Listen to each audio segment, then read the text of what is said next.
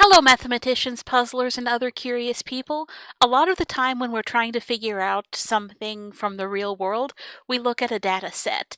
But when we just look at a list of numbers, they can be hard to understand. So a lot of the time, we like to make a visual aid to help ourselves understand something about the real world. So this is how you can make one type of visual aid called a dot plot. I've got my data set here, and it's the sugar content in grams per serving of 35 cereals.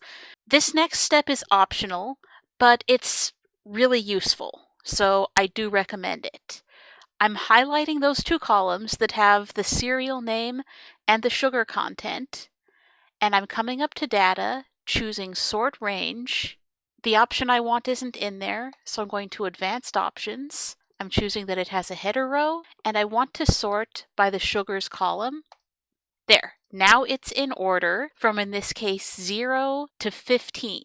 So now I have an idea of what I need to draw to organize this out. So let me just scoot that over. I know that we need our sugars to run from 0 to 15, so that's how I'm going to start labeling my axes here. So I'll start at 0, and I'm going to number it off in 5s. You can go in 1s if you want to. 6, 7, 8, 9, 10, 11, 12, 13, 14, 15. And we could go on to 20, but we don't really need it. And we can draw a straight line that technically continues, although we don't have anything there. I see in my data set that I have 3 cereals with 0 grams of sugar. So I'm going to place 3 dots above the 0. Try to space them evenly as much as possible. It's not the kind of thing a person should go over with a millimeter ruler, trying to look for you being half a millimeter off so they can take points off of. But it helps visually if it's close to even. Now, I notice there's 1 cereal with 1 gram of sugar. So level with the lowest dot, and above where the 1 would be if I labeled that, the mark there, I put 1 dot. I see there are 2 cereals with 2 grams of sugar, so above the mark for 2, I put 2 dots, and again, they're level with the first 2 dots from the 0 grams. Let's see, 2, 3, 4, 5, 6, 7. I see there are 7 kinds of cereal with 3 grams of sugar, so above where the 3 would be, I'm going to put 7 dots.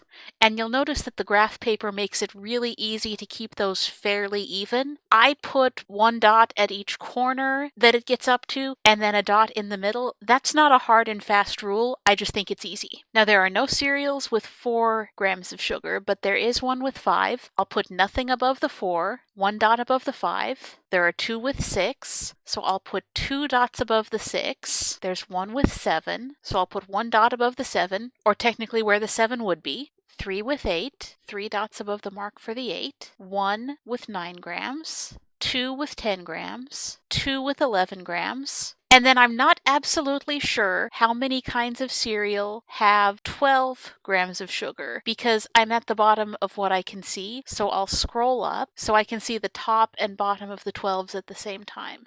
So now I can see that there are 4 cereals with 12 grams of sugar, 3 cereals with 13 grams of sugar, 2 cereals with 14 grams of sugar, and last but not least, 1 cereal with 15 grams of sugar. So I can see from this dot plot that there are sort of 2 clusters of cereal represented here. There's this cluster here that's very low in sugar, and then there's this cluster here that's, shall we say, more relaxed about the amount of sugar it has, and it gets a bit higher. So that is how you can use a dot plot to illustrate a data set and make it a bit easier to understand visually. Calculator!